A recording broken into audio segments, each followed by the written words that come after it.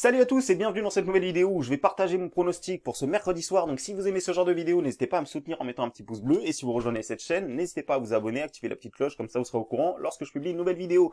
Donc hier, on va revenir sur ce qui s'est passé hier. Malheureusement, le Paris FC a échoué, ils ont raté leur entame de match et ils se sont fait logiquement contrer par la suite. Ils sont sortis avec une possession de balle de 70%. Donc c'est bien dommageable, ils ont eu la possession mais ils n'ont pas su utiliser correctement le ballon.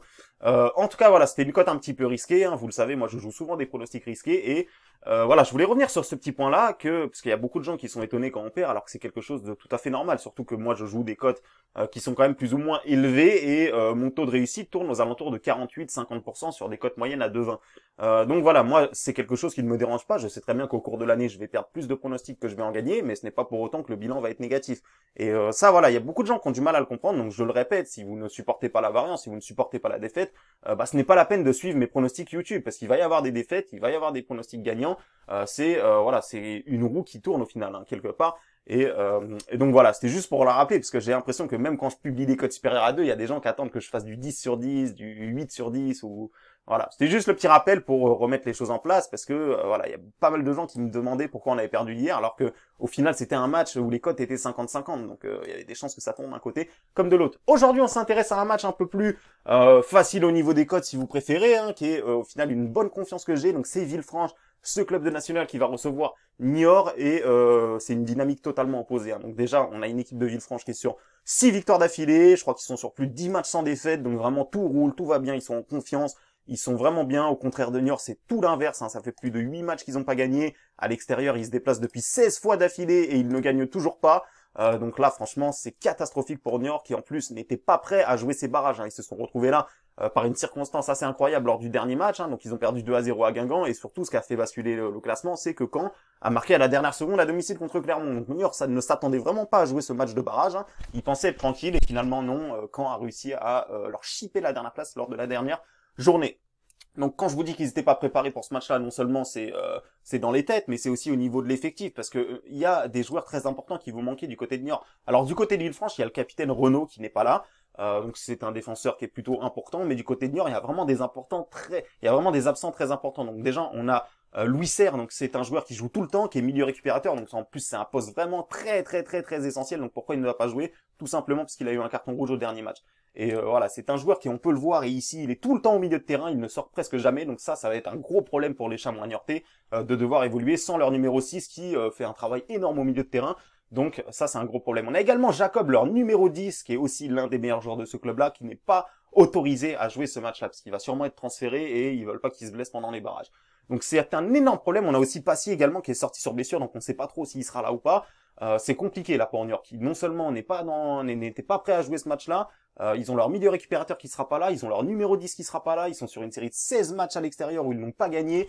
Villefranche de l'autre côté, comme je vous l'ai dit, seul absent c'est le capitaine Renaud qui n'est pas là, et à domicile ça envoie du très lourd. Faut savoir que Villefranche, c'est une équipe qui a démarré de façon catastrophique la saison, il me semble, hein. Je crois ils ont vraiment tout refait basculer en cette deuxième partie de saison avec énormément de victoires, et voilà, c'est vraiment l'équipe, le petit club, et au niveau de la conférence de presse, ils ont qu'un seul objectif, c'est vraiment passer ce tour-là. Contrairement au Paris FC ici, ils ont vraiment affiché l'ambition de vraiment, ce serait un énorme échec pour eux s'ils ne venaient à se faire sortir de ce match de barrage, tout simplement. Donc voilà, moi je pense qu'ils vont vraiment prendre la victoire avec sérieux ici. C'est un match aller, hein, donc faut savoir que ça va se disputer en match aller, match retour, et Villefranche a vraiment intérêt déjà à ne pas perdre ce match-là.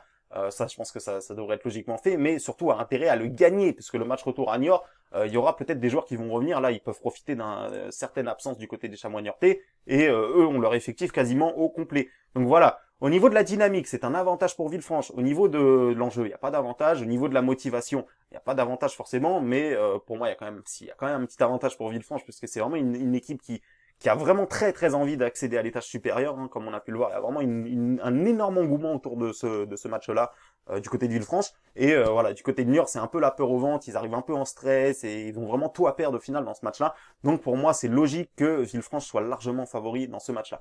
Donc vous l'avez compris, hein, je répète, pour moi, il y a l'avantage des statistiques, il y a l'avantage de la forme, il y a l'avantage de l'effectif qui, voilà, vous l'avez compris du côté de Chamois niortais, puisque je vous parle des deux joueurs importants, mais il y a aussi des joueurs remplaçants qui sont pas là, hein. Il y a aussi des joueurs, voilà, je vous ai dit les principaux absents, mais il y a aussi des joueurs qui sont pas là. Et voilà, il y a vraiment trop d'avantages pour moi du côté de Villefranche, qui pour moi devrait dérouler tranquille. Voilà, donc je vais vous montrer tout de suite mon pronostic. Comme d'habitude, moi je mise 50 € en ce moment, hein, donc voilà. match nul, non, victoire de Villefranche-sur-Saône, remboursé 6 matchs nuls, donc ça fait une cote à 1,60. C'est plutôt, voilà, on redescend un petit peu pour, voilà, parce que je sens que ça stresse un petit peu des gens quand je propose des cotes risquées sur YouTube. Donc voilà, pour moi, ça c'est un pronostic qui devrait passer assez tranquillement.